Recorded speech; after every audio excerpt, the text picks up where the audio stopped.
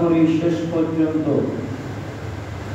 যতগুলো উল্লেখযোগ্য ঘটনা আছে, সবচেয়ে বড় উল্লেখযোগ্য ঘটনা হলো কারবালা। এখানে বলো এই কারবালা, শুহাদায়ে কারবালার স্মরণে রাসূল প্রেমিক, আহলে বায়তের প্রেমিকরা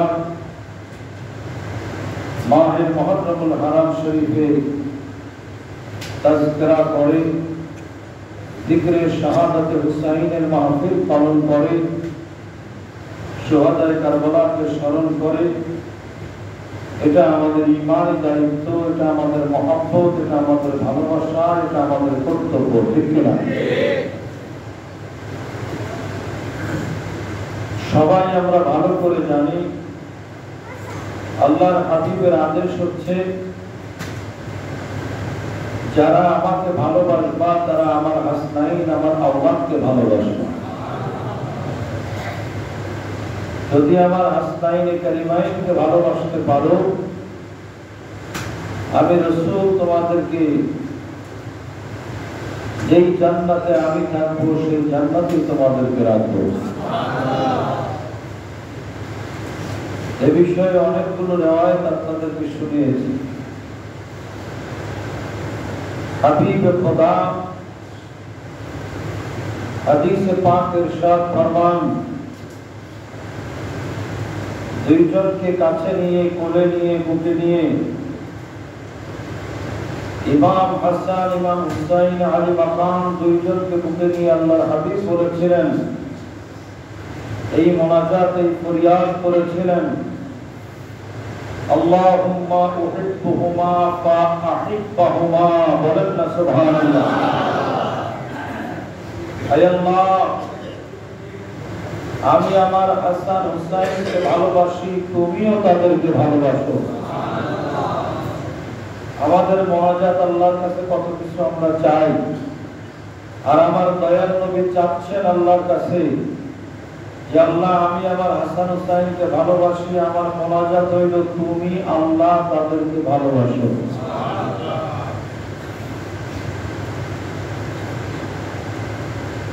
আল্লাহর হাবিব সরকার মদিনা রহমাতুল লিল আলামিন আকা মাওলা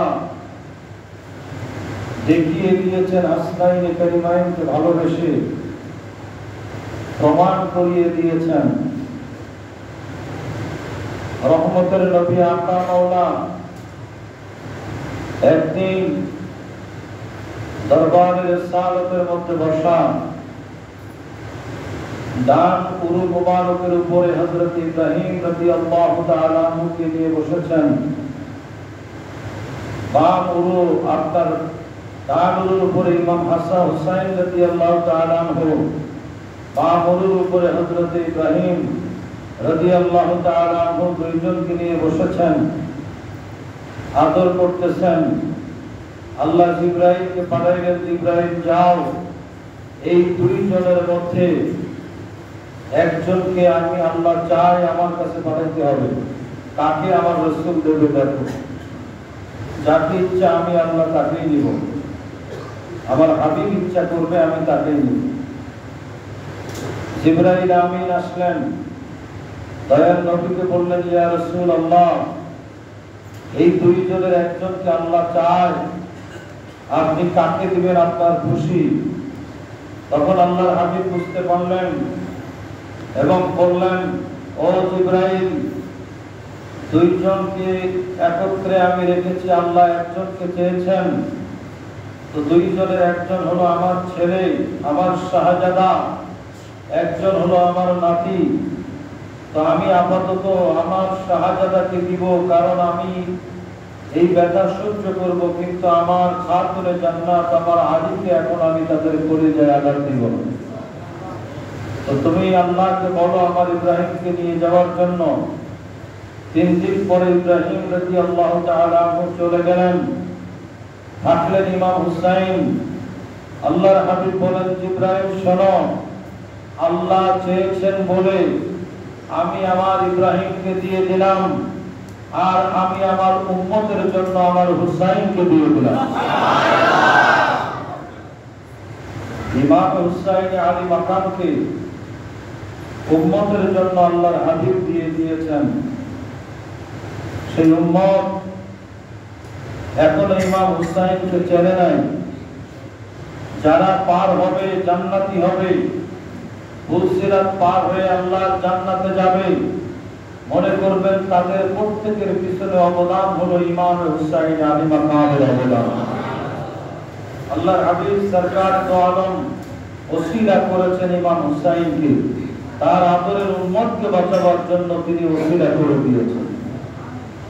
কিতাবের মধ্যে আছে, আমি জুমার এই অল্প সময়ে সুহাদায়ে কারবালার এত বড় ইতিহাস কেমন করে বলবো, এত বড় ইতিহাসের বহু সময় লাগে। সামান্য আংশিক বিভিন্ন জায়গা থেকে আপনাদের শোনাবো। জীবন ভর শোনাচ্ছি, এখন আল্লাহ যতদিন তৌফিক দেয়, কিন্তু আমরা যতই শুনি আমাদের ভালো লাগে, ঠিক কিনা বলে? বন্ধুরা আমার, আল্লাহর হাবিব সরকার দো আলম যখন পুলসিরাতের আয়াত নাযিল হলো, 30,000 বছরের রাস্তা পুলসিরাত পার হতে হবে। 30,000 বছর লাগবে পুলসিরাত পার হওয়ার জন্য। এভাবে উঠতে লাগবে 10,000 বছর, 10,000 আর 10,000, 30,000 বছর পুলসিরাত পার হতে লাগবে। তাও দুনিয়ার বছর না, আখিরাতের বছর। আল্লাহর হাবিব চিন্তায় পড়ে গেলেন, আমার আদরের উম্মত কেমনে পুলসিরাত পার হবে? গুনাহগার যারা, তাদের তো পার হওয়া বড় কষ্ট হয়ে যাবে। নেককার পুলসিরাত পার হবে কাল বারকে বিদ্যুতের মতো। সুবহানাল্লাহ বলেন। বিদ্যুতের গতি। দয়াল নবী, উম্মতের কান্ডারি, শাফাতের কান্ডারি নবী, পাপীদের সুপারিশকারী নবী কান্না শুরু করে দিলেন, আয় আল্লাহ, আমার উম্মত, সকল উম্মত কেমনে পুলসিরাত পার হবে? সিদ্দিক আকবর সহ সাহাবায়ে কেরাম আমার দয়াল নবীকে বুঝায়। আল্লাহর হাবিব কারো বুঝ মানেন না, কান্না পাড়তে লাগলো। কথা একটাই, আমার সাহাবায়ে কেরাম যতই তোমরা বলো, আমি টেনশনে, আমি চিন্তায়, কেমনে আমার আদরের উম্মত পুলসিরাত পার হবে? মায়ের নবী কামলেওয়ালা রহমাতুল লিল আলামিন যখন কান্না করতে লাগলেন, সবাই মিলে সিদ্ধান্ত নিলেন, বোর্ড মিটিং হলো, সিনিয়র সাহাবায়ে কেরাম মিটিং করলেন। রহমতের নবী এমন করে কান্না করছেন, কেমনে কান্না বন্ধ করা যায়? চিন্তা করে সিদ্ধান্ত নিলেন, হাবিবে খোদার কান্না বন্ধ করার জন্য দুনিয়ার মধ্যে একজন রয়েছেন, যিনি হলেন খাতুনে জান্নাত। বলেন ইয়া রাসূলুল্লাহ, আর বলেন ইয়া রাসূলুল্লাহ। সিদ্ধান্ত নিলে খাতুনে জান্নাতের কাছে গেলেন, সালামি আরজ করে পর্দার মধ্যে বললেন, বাবা, হাবিবে খোদার এই অবস্থা, তিনি উম্মতের মায়ায় খুব কান্না করেছেন। কিভাবে কান্না ঠান্ডা করবো, কোন রাস্তা পাই না। আমরা সিদ্ধান্ত নিয়েছি, আপনি একটু নূরের নবীর দরবারে এসে বললে কান্না থেমে যেত। আপনি বললে হয়তো বা কোনো ব্যবস্থা হতো। তিনি বললেন, খাতুনে জান্নাত বললেন, যাও, আপনারা যান, আমি আসতেছি আমার আব্বা জানের কান্না বন্ধ করার জন্য। খাতুনে জান্নাত এসে একটা ডাক দিলেন, আব্বা বলে একটা ডাক দিয়ে বলেন, আব্বা জান, এত কান্না কেন করছেন ও ফাতেমা? নূরের নবী জবাব দেয়, আমি কান্না করছি আমার আদরের উম্মতের জন্য, কেমনে তারা পুলসিরাত পার হবে? খাতুনে জান্নাত বললেন, আব্বা জান, উম্মত পুলসিরাত কেমনে পার হবে সেই টেনশনে আপনি কান্না করছেন। তো আমি আপনার কলিজার টুকরা ফাতেমা, আপনি আমাকে ডিগ্রি দিয়েছেন, যে সাইয়্যিদাতুন নিসাইয়া আহলিল জান্নাহ, সুবহানাল্লাহ, জান্নাতের সরদারের ডিগ্রি দিয়েছেন। অতএব আমি আপনাকে বলবো, আব্বা জান, কান্না করবেন না, কান্না করবেন না, কান্না বন্ধ করুন। আপনার যেই চিন্তা, যেই কান্না, সেই দায়িত্ব আমার। আমি আপনার কলিজার টুকরা ফাতেমা, আমি আপনার উম্মতদেরকে পুলসিরাত পারের দায়িত্ব নিলাম। এই দায়িত্ব নিয়ে তিনি পাঠ করা শুরু করে দিলেন। এক নম্বরে বললেন, সিদ্দিক আকবরকে ডাক দিলেন, সুবহানাল্লাহ বলেন। ও সিদ্দিক আকবর, আপনার দায়িত্ব দিচ্ছি আমি ফাতেমা। আব্বা জানের যত মুরব্বী উম্মত আছে সবগুলোরে আপনি পার করে দিবেন। সিদ্দিক আকবর বলে, আমি কবুল করলাম। কারণ খাতুনে জান্নাত দায়িত্ব দিয়েছে, এটাকে এদিক সেদিক করা যাবে না। দ্বিতীয়বারে খাতুনে জান্নাত ডেকে বললেন, ও আমার স্বামী মাওলা আলী, ও খোদা, আব্বা জানের যত যুবক উম্মত আছে সবগুলো আপনি পার করে দিবেন। এর খোদা বলেন, আমি দায়িত্ব নিলাম। ডাক দিলেন, ও আমার হাসান, আমার হুসাইন, শোনো, আমি ফাতেমা, আমি তোমাদের মা, আমি দায়িত্ব নিলাম। পৃথিবীতে যত মহিলা আছে তাদেরকে আমি পুলসিরাত পার করার দায়িত্ব আমি ফাতেমা নিয়ে নিলাম।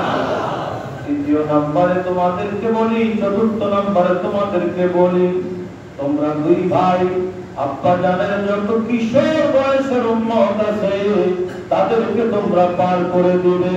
ইমাম হাসান দায়িত্ব নিলেন। ইমাম হুসাইন বলেন, মা, আমার কিছু কথা আছে। সবাই দায়িত্ব নিয়ে নিলেন।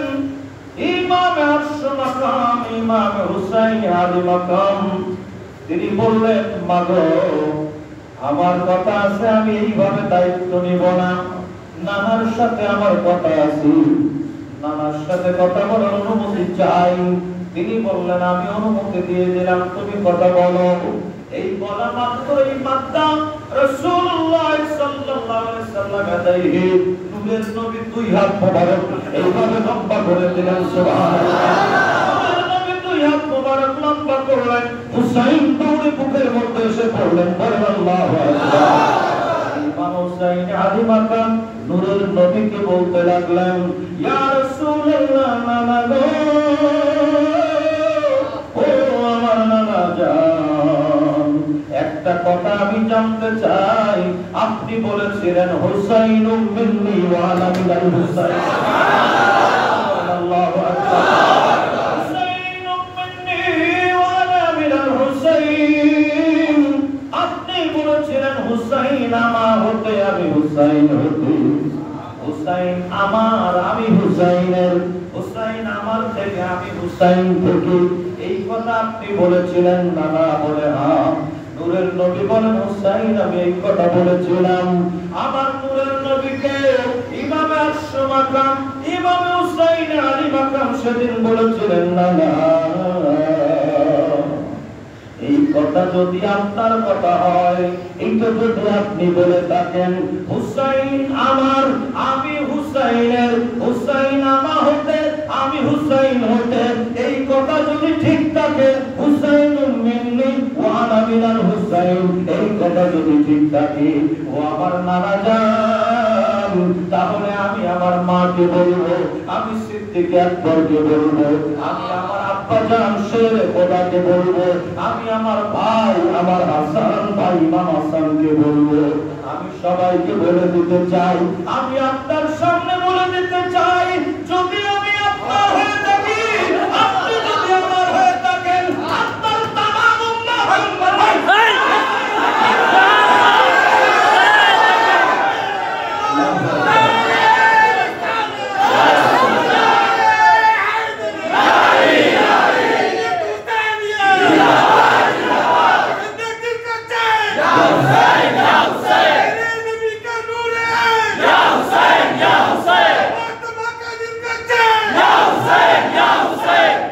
একটু চিন্তা করুন বাবা, কে ইমাম হুসাইন? কে ইমাম হুসাইন?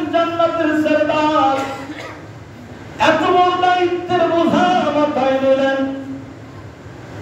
রহমতের নবী মুখের সাথে জড়িয়ে ধরে রাখলেন হুসাইনকে। যেই হুসাইন কারবালার জমিনে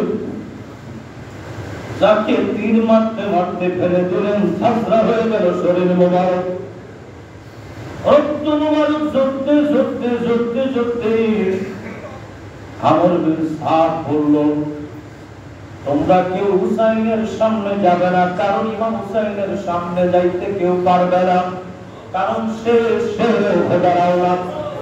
তার সামনে যে কেউ যুদ্ধ করতে যেও না। যদি তাকে পরাস্ত করতে চাও, ধরতে চাও, ফেলতে চাও, শহীদ করতে চাও, পিছন দিক থেকে আঘাত করো।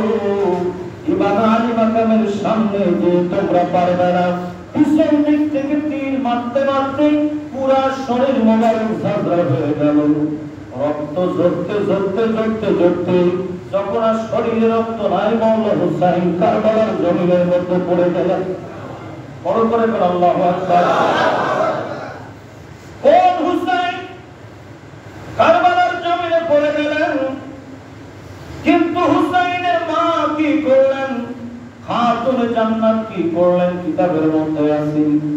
হযরত উম্মে সালমা রাদিয়াল্লাহু তাআলা আনহা তিনি বললেন যে আমি 9 তারিখের দিবাগত রাতে খ্বাবের মধ্যে দেখতে পেলাম, আমি খাতুনে জান্নাতকে আমি স্বপ্ন দেখলাম, খ্বাবে দেখলাম, দেখতে পেলাম ফাতেমা খাতুনে জান্নাতের চুল মোবারক এলোমেলো, হাতের মধ্যে একটা ঝাড়ু, ওই যেন দৌড়ে দৌড়ে চলে যাচ্ছে।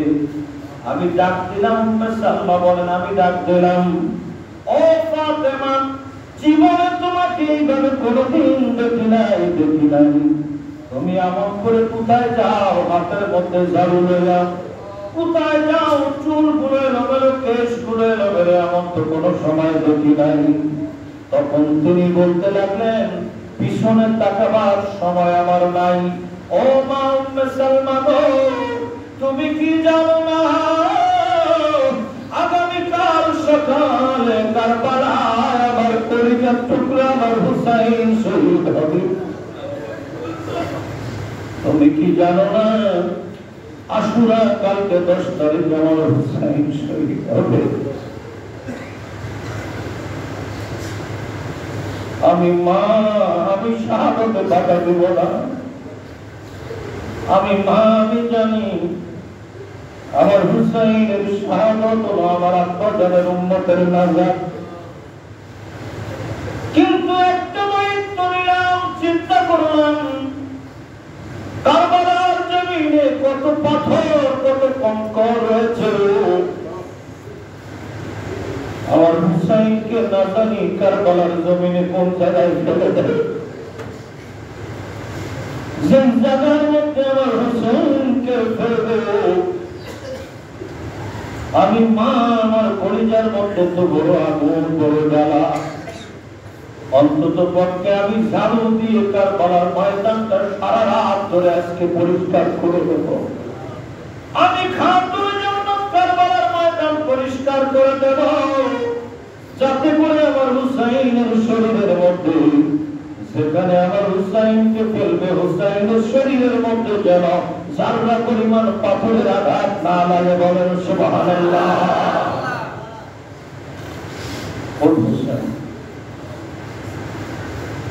কি করেছেন তিনি আমাদের, কত কষ্ট স্বীকার করেছেন, কত বড় দায়িত্ব নিয়েছেন, এত বড় সম্মান, এত বড় ইজ্জত। রব্বুল জলিল দেখতেছেন, নূরের নবী দেখতেছেন, মায়ার নবী দেখতেছেন, কি কষ্ট মাওলা হুসাইন করলেন। সারা পৃথিবীর মধ্যে যত মানুষ ধৈর্য ধারণ করেছে, পৃথিবীর সবচেয়ে বেশি ধৈর্য ধরেছেন তিনি, যিনি ইমাম হুসাইন।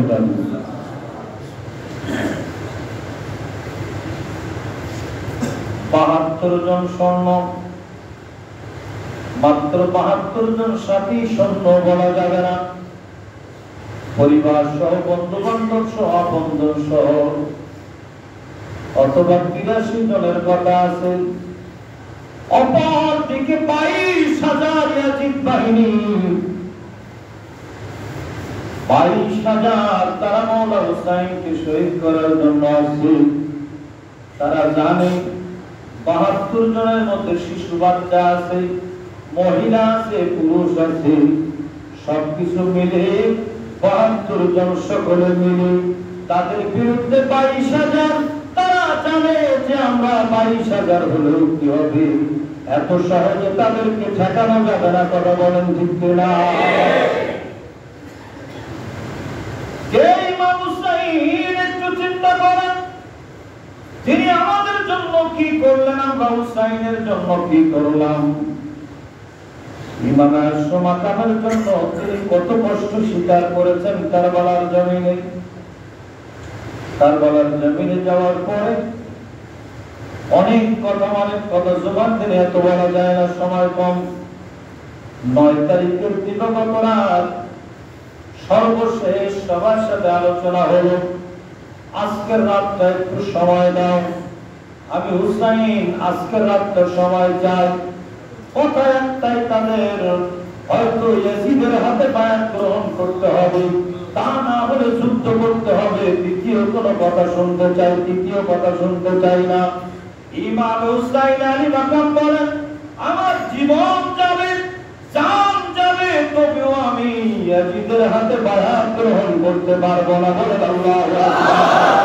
কারণ আমি হুসাইন, আমার নানার ইসলামকে আমি দুনিয়া থেকে বিদায় হতে দিব না। ইয়াজিদকে ইমাম হুসাইন আলী মাকাম ইয়াজিদের বায়াত গ্রহণ করতেছেন না, তিনি ভালো করে জানেন। আর বাংলাদেশের মৌলবী বলে ইয়াজিদ নাকি আমিরুল মুমিনিন, ইয়াজিদ নাকি ১০০ রাকাত নফল নামাজ পড়ত, ইয়াজিদ নাকি হাফেজে কোরআন ছিল। কিন্তু বাবা আল বেদায়া ওয়ান নিহায়ার মধ্যে আছে, ওয়াকানা ইয়াজিদ কানা তারিকুস সালাত ওয়া শারিবুল খামর। ইয়াজিদ ছিল মদ পানকারী, ইয়াজিদ ছিল নামাজ তরককারী, ইয়াজিদ ছিল জিনাকার। কথা বলেন ইয়াজিদের নাম নেওয়ার দরকার নাই, জবান না পাক হয়ে যাবে। ইয়াজিদ আমাদের কেউ না, আমরা ভালোবাসি ইমাম হুসাইনকে, আমাদের জন্য আমাদের জান হইল ইমাম হুসাইন। ইয়াজিদের সাথে আমাদের সম্পর্ক নাই, ঠিক কিনা? সময় নিলেন ৯ তারিখের রাত। সময় নেওয়ার পরে রাতের বেলা মাওলা হুসাইন দেখলেন কোন রাস্তা নাই। সবাইকে এখন সতর্ক করে দেন। ইমাম আশরাফ মাকাম বললেন, ও আমার সাথীরা, সবাইকে ডেকে বলে দিলাম তোমরা যাও, যাও, চলে যাও। কারবালার ছেড়ে সময় দিলাম, চলে যাও, আমাকে ছেড়ে চলে যাও। আমার যাওয়া হবে না, আমি বুঝতে পেরেছি এটা আমার শাহাদাত। আল্লাহু আকবার। মাওলা আলী যখন জঙ্গে সিফিনে যাচ্ছিলেন, কারবালা হয়ে গিয়েছিলেন, যাওয়ার সময় কারবালার জমিনে এসে মাওলা হুসাইনের মধ্যে, মাওলার সাথে মাওলা আলীর মধ্যে এমন একটা, উনি এমন ভাবে চিন্তায় পড়ে গেলেন, কেমন একটা হয়ে গেলেন। উনি জিজ্ঞাসা করলেন, কি রে, এই জায়গার মধ্যে আসলে আমার এমন লাগলো কেন? এই জায়গার নাম কি? তখন সবাই বলল, এই জায়গাটার নাম কারবালা। এই মাওলা আলী শের কথা শোনার সাথে সাথে এমন পরিস্থিতি হয়েছিল, কান্নায় ভেঙে পড়েছিলেন। আর মাওলা আলী বলেছিলেন, দেখে নাও, এই যে কারবালা বললে, এই জায়গার মধ্যে আমার পরিচয় টুকরা আমার হুসাইন শাহাদাত হলো। ইমাম হুসাইন সবাইকে বললেন, তোমরা চলে যাও, তোমরা চলে যাও, আমাকে ছেড়ে চলে যাও। সবাই একবারকে বললেন, তা কেমনে হয়? আমাদের জীবন যাবে, তবু আমরা আপনার সাথে থাকবো। বলেন না সুবহানাল্লাহ। কেমন সাথী? সবাই জেনে শুনে বুঝে অবস্থা অবলম্বন করে, যেখানে ৭ তারিখে পানি বন্ধ করে দিল, পানি পাহারা দেওয়ার জন্য ৪,০০০ সৈন্য ফিট করলো। ২,০০০ সৈন্য ঘোড়ার মধ্যে ছুটতেছে, চারদিকে ২,০০০ পায়ে হেঁটে। সবাই অপেক্ষায়, কেউ কাউকে এক ফোঁটা পানি আওলাদ রাসূলদেরকে পানি দেবে না। আওলাদে রাসূলের জন্য পানি বন্ধ করে দিয়েছে। বড় করে বলেন নাউযুবিল্লাহ। ও বন্ধুরা আমার, গভীর মনোযোগ। এই পরিস্থিতির মধ্যে সব তো দেখতেছে চারিদিকে একটাই ধ্বনি যে ইমাম হুসাইনকে হয়তো ইয়াজিদের বায়াত গ্রহণ করতে হবে অথবা তাকে যুদ্ধ করতে হবে। ইমাম হুসাইন আলী মাকাম যতই বলছেন কোনো কথা হবে না যে আমি যুদ্ধ করার জন্য আসি নাই, আমি এখানে যুদ্ধের জন্য আসি নাই, আমি এখানে তোমাদের বিরুদ্ধে লড়াই করতে আসি নাই, কোনো কথা শোনা শুনি নাই। কথা একটাই যে ইমাম হুসাইনকে তারা শহীদ করবে। জোরে বলেন নাউযুবিল্লাহ। খেয়াল করে শোনেন, 9 তারিখের রাতে উনি যখন ডেকে ডেকে সবাইকে বলতে লাগলেন তোমরা চলে যাও, কেউ সবাই বলে আমরা যাব না। তখন ইমাম হুসাইন আলী মাকাম বললেন তাহলে কাজ হলো একটা, তোমাদের দায়িত্ব হলো তোমরা আমার সাথে থাকতে গেলে সবর অবলম্বন করতে হবে, জীবন দিতে হবে হাসতে হাসতে, কিন্তু কোনো কষ্ট পাওয়া যাবে না। সবাই বললে রাজি আছি। ইমাম হুসাইন বললেন তাহলে একটা কাজ করো, তোমরা সবাই যে এখন আরাম করে রেস্ট করো। ইমাম মাকাম একা একা চিন্তা করলেন কি করবেন।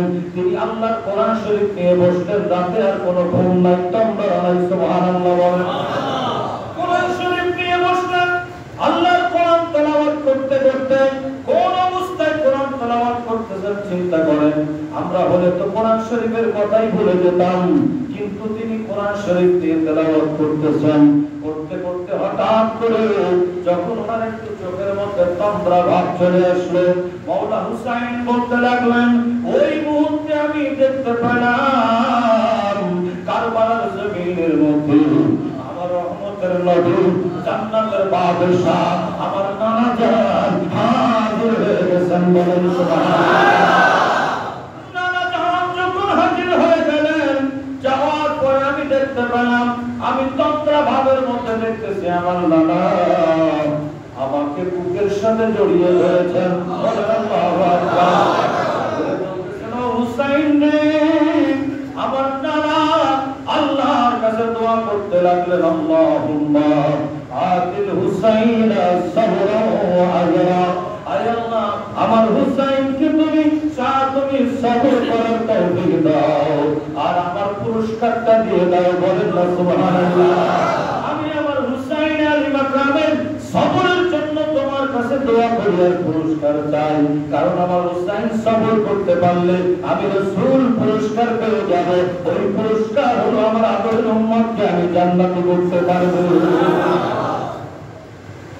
আদর করে করে মাওলা হুসাইনকে সব দেখিয়ে দিলেন, বুঝিয়ে দিলেন। এই পরিস্থিতি তন্দ্রা ছুটে গেল। মাওলা হুসাইন সবাইকে ডাকলেন, ডেকে বলতে লাগলেন শোনো শোনো, কেউ কোনো দিকে আর চিন্তা করো না, সবাই সবর করো। নানা জান একটু আগে আমার কাছে হাজির হয়েছেন, আমাকে যা যা বলেছেন আর এদিক সেদিক যাওয়ার সুযোগ নাই, প্রস্তুত হয়ে থাকতে হবে। আজকে আমাদের শাহাদাতের ব্যবস্থা হবে, শাহাদাত হবে। আমাদের শাহাদাত যদি আল্লাহ রাসূল কবুল করে থাকে তাহলে আমাদের কিছু করার নাই, সব খবর পেয়ে গেছি। রহমতের নবী আতা মাওলা খবর দিয়ে গেছেন।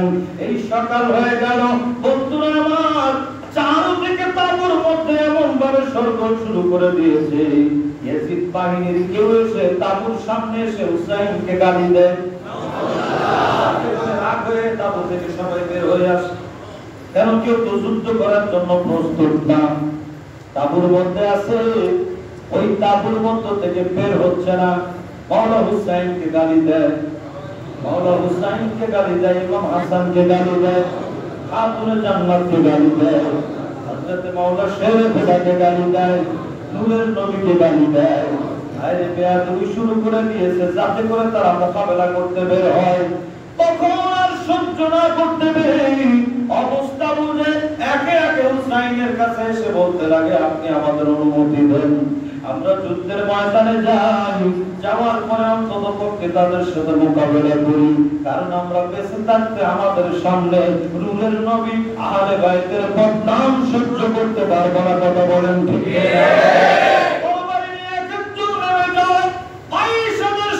সামনে এমন পরিস্থিতি কাটতে কাটতে তাদেরকে আস্তে আস্তে করে তাদেরকে নিধন করতে শুরু করে দিয়েছে, পশু কাটা করে। কিন্তু তারা সবাই আক্রমণ করে এক একজনকে দুনিয়া থেকে বিদায় করে, সবাই শাহাদাতের পেয়ালা পান করে। যে যায় ফিরে আসতে পারে না। এই পরিস্থিতি এক একজনের শাহাদাত, 50 জনের শাহাদাত এভাবে মাওলা হযরত ইমাম হুসাইন দেখেছেন। দেখার পরে আস্তে আস্তে আর সহ্য হয় না। ভাইয়ের ছেলে সামনে হাজির, আব্দুল্লাহ বিন হাসান, কাসেম বিন হাসান, ইমাম হাসান রাদিয়াল্লাহু তাআলার পরিচয় টুকরা সামনে হাজির হয়ে বলে, ও চাচা যান। হযরত আব্দুল্লাহ বিন হাসান এসে বলে, আপনি অনুমতি দেন, অনুমতি দেন, আর দেরি করতে পারবো না। চাচা বুকের মধ্যে জড়িয়ে ধরে বলে, বাবা কেমনে আমি তোমাদেরকে আজকে বিদায় দেব? তোমরা চাচার সাথে এসেছিলে কুফাবাসীদের দাওয়াতে, চাচার সাথে বড় আশা করে এসেছিলে। আজকে তোমাদেরকে কেমন করে আমি বিদায় দিয়ে বুকটা খালি করি? কোনোভাবে ইমাম হযরত আব্দুল্লাহ শোনে না। চাচা অনুমতি দেন, আর পারি না, তার গালি দিচ্ছে, আর সহ্য করতে পারি না। কতটুকু ভালোবাসা, মায়া, মহব্বত চাচার জন্য। চাচার মহব্বতে, নূরের নবীর মহব্বতে হযরত আব্দুল্লাহ নেমে গেলেন, তিনিও শহীদ হয়ে গেলেন। হযরত কাসেম আসেন, কাসেম বিন হাসান, কাসেম বিন হাসান এসে নূরের নবীর পরিচয় টুকরা মাওলা হুসাইনের কাছে এসে বলে, চাচা আপনি অনুমতি দেন, অনুমতি দেন, আমি আর পারতেছি না, আর সহ্য হয় না। তিনি বললেন, তোমার সাথে আমার ভাইয়ের সাথে আমার কথা ছিল যে আমার সকিনার সাথে তোমার বিয়ে হবে। তুমি তো আমার ভাইয়ের স্বপ্ন পূরণ করতে হবে। বলে, না না না, আপনার সাথে আমার আব্বা জান এই কথা বলেছেন, কিন্তু আমাকে আমার আব্বা জান ইমাম হাসান মুস্তাফা একটা তাবিজ দিয়েছিলেন। ওই তাবিজটা আমাকে বলেছিলেন, বাবা তোমার একটা তাবিজ দিলাম, এই তাবিজটা বিপদে পড়লে খুলে দেখবা কি লেখা আছে। আমি এখন এর চেয়ে বড় বিপদ তো দুনিয়ার মধ্যে হয় না। আমি এই তাবিজটা খুললাম, তাবিজটা খুলে দেখি আমার আব্বা জান ইমাম হাসানকে আমার আল্লাহ কেমন জ্ঞান দিয়েছেন। ইমাম হাসান নূরের নবীর দরবারে 1 বছর 2 বছর না, 7টি বছর আমার নবীর দরবার থেকে এলেন নিয়েছেন, সরাসরি নূরের নবী থেকে এলেন নিয়েছেন। সেই ইমাম হাসান মুস্তাফা চিঠির মধ্যে ওই তাবিজের মধ্যে লিখে দিয়েছেন, বাবা কাসেম যদি মহা বিপদে পড়ো, তোমার চাচা যদি কখনো বিপদে পড়ে বুঝতে হবে না, জান দেওয়ার দরকার হলে চাচার জন্য জানটা দিয়ে দিতে।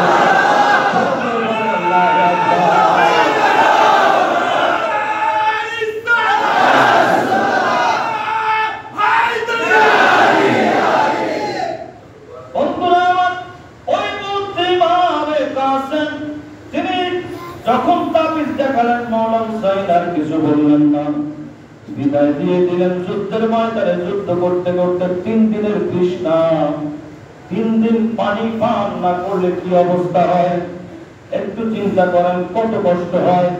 3 দিনের পানি তৃষ্ণা, কত কষ্ট একটু চিন্তা করেন। ওই অবস্থায় যুদ্ধের ময়দানে নেমে গেলেন।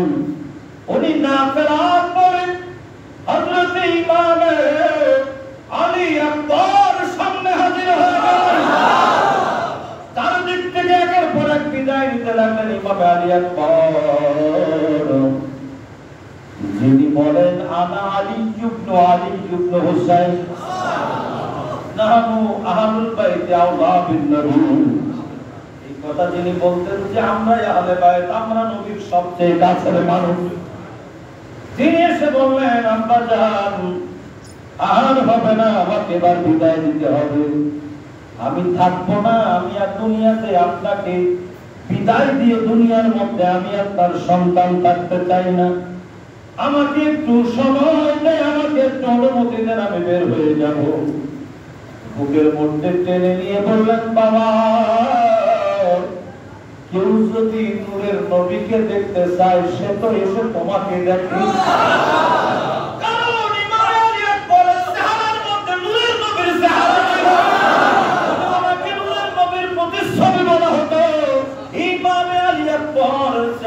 ছিল যেমন আমার দয়াল নবীকে দেখতে যেমন দেখা যাইত, ইমাম হুসাইনের কলিজার টুকরা ইমাম আলী আকবরকে যেমন দেখা যাইত। সবাই ইমাম আলী আকবরকে দেখতে আসতো, নূরের নবী দেখার স্বাদ মিটাইত। তুমি চলে গেলে আমার নানান উম্মতরা কারা দেখতে কি কাটতে পারে না। বাজান আর দেরি করা যাবে না, লম্বা কথা একটু সময় হয়ে গেল, লম্বা কথা। বাবা বন্ধুরা আমার গভীর মনোযোগে শোনেন। ইমাম আলী আকবরের শাহাদাতের কথা। তিনি যখন শহীদ হয়ে যাওয়ার জন্য বের হলেন, যুদ্ধের ময়দানে নেমে যাচ্ছেন, বাবা কপালের মধ্যে চুমা দিয়ে সন্তানকে বিদায় করে দিলেন। বিদায় করে দেওয়ার পরে তিনি যুদ্ধের ময়দানে নামলেন। নেমে বলতে লাগলেন ঘোড়ার পিঠে উঠে, আনা আলী। সুবহানাল্লাহ। আলী আকবর বলতেছেন, আনা আলী, আমি আলী, আনা আলী ইবনে হুসাইন ইবনে আলী। সুবহানাল্লাহ। আমি হুসাইনের বাবা, মাওলা আলীর বাবা হুসাইন, হুসাইনের বাবা আলী। আলী আমি নেমে গেছি, দেখো আমাকে একটু দেখে নাও। সেই চেহারা দেখলে মানুষ নূরের নবীকে দেখার স্বাদ মিটায়। সেই আলী আকবর যুদ্ধের ময়দানে নেমে গেছে। উনি বলতে লাগলেন যে নাহনু আহলে বাইতি আওলাদুন নবী, আহলে বাইত আমরা, আমাদের সেই নবীর কাছের তো কেউ নাই। নবী বংশের নবীর কাছের সবচেয়ে বেশি কাছে আমরা। আমি যুদ্ধের ময়দানে আমি আলী নেমে গেলাম, একটু দেখো। ইমাম আলী আকবর নামার সাথে সাথে বড় বড় পালোয়ান আসলো। আমর বিন সাদ ঘোষণা দিল, যদি কেউ ইমাম আলী আকবরের মাথা কাটতে পারো তাহলে মুসলিমের রাজত্ব তাকে দেওয়া হবে। জোরে বলো। যদি মুসলিমের রাজত্ব কেউ নিতে চাও, তখন তারিক বিন শীশ বের হয়ে গেল। পৃথিবীর বড় একজন পালোয়ান বের হয়ে বলল, আমি নিব, আমি আলী আকবরের মাথা নিব। সামনে যাওয়ার সাথে সাথে ইমাম আলী আকবর বললেন, কার সামনে এসেছো? আমি শেরে খোদা দিয়ে দুনিয়া থেকে তারিক বিন শীশকে বিদায় করে দিল। জোরে বলো আল্লাহু আকবার। তখন তার ছেলে ওমর বিন তারেক চলে আসলো। দুই ছেলে চলে আসলো, আমার বাবাকে ফেলে দিয়েছি, এই দুই ছেলেকে বিদায় করে দিল। পৃথিবীর সবচেয়ে বড় বড় পালোয়ানদের মধ্যে যারা ছিল, হযরত মাওলানা আলী আকবর বিদায় করে দিল। দেওয়ার পরে এমন তৃষ্ণা আর পারে না, দৌড়ে আবার তাঁবুতে চলে গেছে। যে ইমাম হুসাইনকে ডেকে বলে, আব্বা যান গলা শুকিয়ে গেছে, আমি তিনজন পালোয়ানকে বিদায় করে আসলাম। মুসলিমের রাজত্ব নেওয়ার ঘোষণা দিয়েছে, কিন্তু আমি দিতে দেই নাই, শেষ করে দিয়েছি। কিন্তু আমার গলা, আমার নিঃশ্বাস, আমার তৃষ্ণা তো এমন অবস্থা, আমি আর পারি না। আমি এত কষ্ট আমি কেমন করে সহ্য করি? তৃষ্ণায় তো গলা শুকিয়ে গেছে। ইমাম হুসাইন বললেন, বাবা পানি কোথায় পাবো? বুকের মধ্যে জড়িয়ে ধরে ইমাম হুসাইন আলী মাকাম নিজের জিহ্বা মোবারক আলী আকবরের মুখের মধ্যে দিয়ে দিলেন। বললেন, বাবারে যদি পারো তাহলে আমি হুসাইনের জিহ্বা মোবারক একটু চুষে চুষে যতটুকু আরাম পাও এখান থেকে পেলে একটু আরাম করো। লম্বা ইতিহাস, দেড়টা বেজে গেছে, কিছুই বলা হয়নি। ইতিহাসে অজ্ঞাত কিছুই কাজ করা হয়নি। এরপরে সময় চলে যাচ্ছে। যাই হোক বাবা, ইমাম আলী আকবর আবার নেমে গেলেন। নেমে যাওয়ার সাথে সাথে যুদ্ধের ময়দানে আবার ওনারে টার্গেট করেছে পিছন দিক থেকে টার্গেট করে ওনাকে দুনিয়া থেকে বিদায় দিল। কিন্তু এমন ভাবে তীর মারতে মারতে ঝাঁঝরা হয়ে গেল, রক্ত বের হতে হতে শরীরে রক্ত নাই, আস্তে জমিনের মধ্যে পড়ে গেলেন। ইমাম হুসাইন আলী মাকাম দূর থেকে দেখতেছেন, ওনার সামনে সন্তানের শির মোবারক, মাথা মোবারক কেটে আলাদা করা হচ্ছে। বড় করে একবার বলে আল্লাহু আকবার। চিন্তা করে দেখেন ইতিহাস কি, ঘটনাটা কেমন। পৃথিবীর মানুষ আজকে বাংলাদেশের মুসলমানেরা যারা সুন্নি, যারা রাসূল প্রেমিক, তারাই কেবল কারবালার মাহফিল করতেছে, স্মরণ করতেছে, কারবালাকে তাজকিরা করতেছে। কিন্তু বাকিরা আশুরার দিন কি হয়েছিল ওই ঘটনাগুলো একটু বলে, কিন্তু মাওলানা হুসাইনের নাম কেউ নেয় না। ঠিক কিনা বলে? এরা আল্লাহর কাছে কেমনে জবাব দেবে? যারা হুসাইনকে চিনবে না তারা আল্লাহর জান্নাত পাবে না, কথা বলেন ঠিক? যারা ইমাম হুসাইনকে চিনবে তারা জান্নাত পাবে, ইমাম হুসাইনকে না চিনতে পারলে জান্নাত পাবে না। বাবা, যেহেতু সময় হয়ে গেছে, আসল কথা বলতে পারলাম না।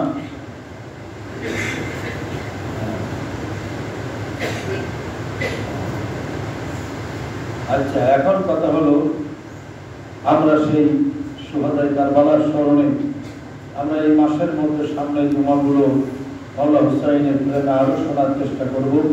আল্লাহ পাক আমাদেরকে সেই শোনার তৌফিক দান করুন, আমিন বলুন। তবে আমাদের আসল উদ্দেশ্য হচ্ছে ইমাম হুসাইন আলী মাকামের এই শাহাদাত, এই স্মরণ করে আমাদেরকে আদর্শ অনুসরণ করতে হবে ইমাম হুসাইনের, ঠিক কিনা? কথা বলেন ঠিক কিনা? আমরা ভালোবেসে শুনি, খুব ভালো, আলহামদুলিল্লাহ, চোখের পানি ফেলে, এটা আমাদের মহব্বত। কিন্তু বড় দুঃখের কথা হলো এই, এখন ক্যাম্পের মধ্যে যা চলতেছে এটা কি হুসাইনি আদর্শ? বলতে বাধ্য হচ্ছি। অনেকে অনুরোধ করতেছে, হুজুর আপনি একটু বলেন এদেরকে। চিন্তা করেন কি শুরু হলো। এতদিনের ক্যাম্প আশেকদের বসবাস ছিল, এখন এখানে ঢুকছে হারাম। হারাম ঢোকার পরে ক্যাম্পের পরিবেশ চেঞ্জ হয়ে গেছে। কেউ প্রকাশ্যে কেউ অপ্রকাশ্যে হারামের সাথে জড়িয়ে পড়েছে। ঈমান, ইখলাস, মুহাব্বতকে বিদায় করে দেওয়ার চেষ্টা করতেছে। তবে একটা জিনিস মনে করবেন যে আপনারা নিজেরা যখন বাড়াবাড়ি করবেন তখন তৃতীয় পক্ষ কিন্তু একটা আছে না? তাদের দায়িত্ব হচ্ছে যাতে করে ক্যাম্পে উঠে যায়। তারা কৌশল করে এইগুলো কাজে লাগাবে যে এরা তো ভালো না। আজকে দেখেন, আমাকে 5 তারিখে ছেলেরা, তবে আজকে হয় না, দাওয়াত দিয়েছে এখানে মাহফিলের জন্য। ঠিক আছে, আমি নিলাম। তো হঠাৎ শুনি যে মারামারির কারণে মাহফিল হবে না। এ দায়িত্ব কার? সেখানে জিকির শাহাদাতে হুসাইনের মাহফিল বন্ধ হয়ে যাচ্ছে মারামারির কারণে। কারণ সরকারিভাবে এখানে তো পারমিশন দেবে না। কোন একটা দুর্ঘটনা যদি ঘটে, স্বাভাবিক প্রশাসন তো দিবে না। তাহলে এই কাজ আমি আপনাদেরকে অনুরোধ করি, যে আপনাদের পায়ে ধরে অনুরোধ করি, প্রত্যেকের জায়গা থেকে একটু কাজ করেন। সবাইকে বুঝান, এইভাবে শক্তি ক্ষমতা দেখানোর দরকার নাই। ঝগড়া জাতি ভালো না। নূরের নবী বলেছেন, লা তাহাসাদু ওয়ালা তাবাগাদু ওয়ালা তাদাবারু ওয়ালা তানাদাশু ওয়ালা তাহাসাদু ওয়া কুনু ইবাদাল্লাহি ইখওয়ানা। আল্লাহর হাবিব একদম নিষেধ করে দিয়েছেন। আজকে আমরা কেন করতেছি এইভাবে ঝগড়াঝাটি? দিনের পর দিন, রাত দিন দোকানপাট বন্ধ, যাতা হচ্ছে, মানুষ ক্ষতিগ্রস্ত হচ্ছে। শিশু বাচ্চা কার গায়ের মধ্যে নাকি আগুন লাগছে, বাচ্চাটা মারাও গেছে দুনিয়া থেকে বিদায় নিয়ে। সে কি? এটা তো সেই আইয়ামে জাহিলিয়াতের দিকে আমরা ফিরে যাচ্ছি। আমি 2004 সালে যখন প্রথম এসেছি মসজিদে বেলালে, 2007 থেকে প্রথম আসার পর থেকে ওই যে প্রথম যা দেখতাম পরিবেশ, এখন দিন যত যাচ্ছে তত খারাপের দিন। তখন মানুষের কষ্ট ছিল, অভাব ছিল, কিন্তু ভালোবাসা ছিল। প্রত্যেকটা অনুষ্ঠান, প্রত্যেকটা ধর্মীয় দিন যখন আসতো, প্রত্যেকটা মানুষের যে ভালোবাসা দেখছি, আমি দুনিয়ায় বাংলার জমিনে আর কোথাও দেখি না এত ভালোবাসা। অনেক ঘটনা গেছে মসজিদের মধ্যে, টুকটাক জমে ঝামেলা জঞ্জাল। আমাকে অনেকেই বলছে, আমাদের হুজুররা বলছে, আমাকে নেওয়ার জন্য বাইরে বড় বড় মসজিদ হা করে আছে, আপনি আমাদের এখানে আসেন। আমার মন একটু যাইতে, এখনো যাইতে চায় নাই যে আশেকদের ফেলে আমি কেমনে যাবো। টাকা পয়সা তো দেওয়ার মালিক আল্লাহ, আল্লাহ তো রিজিকের মালিক, আল্লাহ তো আমাকে দেখতেছে, চালাচ্ছে। মনটা যাইতে চায় না, শুধু ভালোবাসার টানে। কিন্তু এই পরিস্থিতি যদি হয়, দিন যদি আরো খারাপ হতে থাকে, তাহলে কি সেই ভালোবাসা কি আর থাকবে? আপনারা একটু সজাগ হওয়ার চেষ্টা করেন। আল্লাহ তৌফিক দেন, আমিন বলেন। আমরা মুহররমের 10 তারিখে, আশুরার দিন কত তারিখ পড়তেছে? বুধবার। কি বার? বলেন না। এই বুধবারের দিন সকাল 9টার সময়, কয়টা? মসজিদে নফল নামাজ, তাসবিহ, তাহলিল, জিরত প্রত্যেক বছর যেভাবে হয়, ইনশাআল্লাহ সকাল 9টায় আপনারা আসবেন। ওই আশুরার দিনে, কারবালার দিনে আমরা মাওলা হুসাইনের মহব্বতে একটু কিছু হলেও আল্লাহর দরবারে দেখানোর মতো, ওসিলা করার মতো কিছু করতে চাই। আল্লাহ কবুল করুন। সকালে 9টার সময়